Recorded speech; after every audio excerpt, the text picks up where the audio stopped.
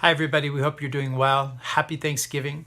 We continue to pray for you. We miss you, especially during this time of year when we're so used to gathering and seeing so many more people than we have this year because of coronavirus. But we continue to trust God and hope that we all make good, wise choices during these times of celebrations and times of holidays. I wanted to just pause from what we've been looking at and think about this whole concept of giving thanks.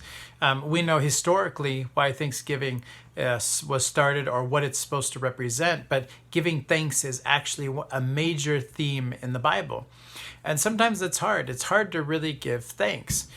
When do we give thanks and why do we give thanks is probably two of the biggest questions that we have to wrestle with in terms of thanksgiving or giving thanks. A verse that really talks to the heart of this is in 1 Thessalonians chapter 5, verse 16 through 18. Paul says this: "Rejoice always, pray continually, give thanks in all circumstances," which seems pretty hard to do, to always be rejoicing, praying continually, and to give thanks in every situation. There are definitely some situations I'm not very thankful for, and there are definitely some situations I'm not rejoicing about. But what if we had just enough of a perspective to help us understand that maybe what this verse is saying isn't that we should be happy for all of the difficulties that we encounter, but maybe it's something different.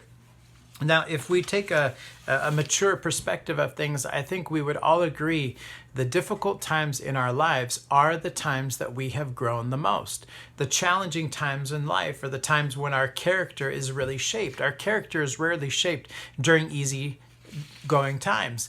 The hard times is when we're really shaped and our character it goes one way or the other. It becomes more like God and more like Jesus or not.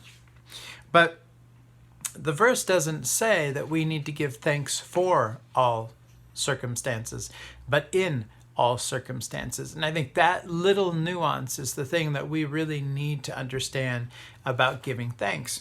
Because when we have a heart of gratitude, when part of our essence and our core is that we are grateful people, it actually helps us to become whole. It helps the brokenness in our hearts and our lives to heal. And so one of the steps that helps us move towards wholeness is actually being grateful. Not grateful that we encountered evil or pain or we've been hurt, but there are always things to be grateful for, aren't there? There are always things to be thankful for.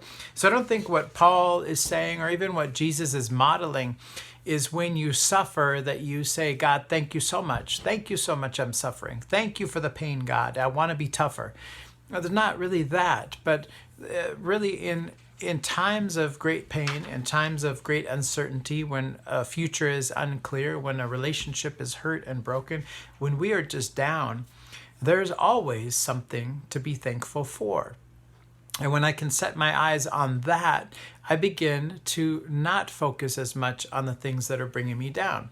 Even in this moment of coronavirus, and let's just say you've had corona, or you have it now, or you have a major health issue, or you've lost your job, or the income, your finances are down, and you're really struggling because of the pandemic's impact on you individually. It's really hard to say, "God, thank you for the struggles. I know they'll make me stronger." But I don't think what Paul is saying is that we should be thankful and rejoice for the pain, even though if we take a mature look at the pain and we look back a lot of times, we realize those are the biggest life lessons we've often learned when we can walk through those faithfully. We can learn to lean on other people. We can learn to lean on God more. But I think one of the keys to being grateful and thankful is remembering that in every situation, we have something to be thankful for. Even when life is not going well, even when I am in pain, even when I am hurt, even when I am sick, I have people and things and experiences in the future and God ultimately that I could be thankful for. I think that's the key to allowing life not to get us down. The key of why the Bible looks so much at gratefulness and thankfulness is because God realizes what a grateful and thankful heart does for us and for the world and those around us. So even in the midst of a huge trial or huge struggle or huge difficulty, I'm sure you have things to be thankful for. I'm sure that you have a family or friends who love you. I'm sure you've had some great experiences in your life. I'm sure you have some things that you're looking forward to. I'm sure that you have some things that are fun that you enjoy doing, whether it be something active or reading or writing or cooking or baking, and you have a kitchen that you can do it. I mean, there's things that if we actually just pause, even when life is going on and life seems overwhelming and life is painful and full of hurt, there are things to be thankful for. And when we pause and we become grateful and thankful for those things, it actually helps our heart to heal and to not be beat down by the difficult things in life. But let's even say we have nothing to be thankful for, absolutely nothing. Our friends and family are not gone, they're all gone, or we don't have them. We don't have any hobbies that we can do or things that bring us joy. We have absolutely nothing to say, I'm thankful for this, because that is how hard life has been on you.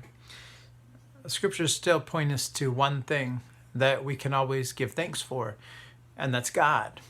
Psalm 118 verse 1 says this, "Give thanks to the Lord, for he is good. His love will endure forever."